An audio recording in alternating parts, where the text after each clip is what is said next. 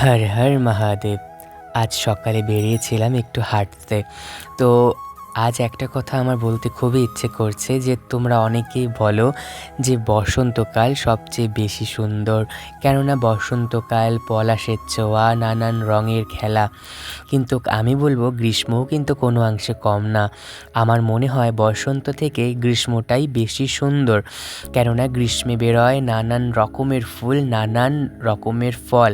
হ্যাঁ, তোমরা যারা শহরে থাকো তোমরা হয়তো নানান রকমের ফলটা খেতে পারো, কিন্তু আমরা যারা গ্রামের সাইডে থাকি আমরা কিন্তু এই গ্রীষ্মে যে একটা সুন্দর একটা প্রকৃতির দৃশ্য, এই যে নতুন গাছের পাতা গজানো থেকে শুরু করে নানান রকমের ফল সবটাই কিন্তু আমরা উপভোগ করতে পারি।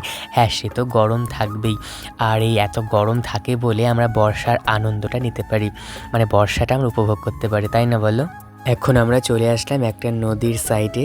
আমাদের এদিকের ভাষায় এটাকে বলা হয় মাচা।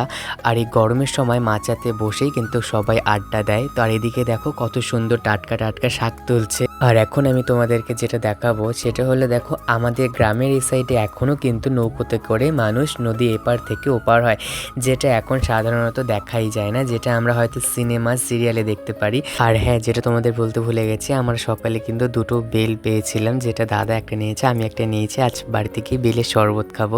তো আজকের ভিডিওটা এতটুকুই ছিল। তোমাদের কেমন লাগলো সবাই জানিও।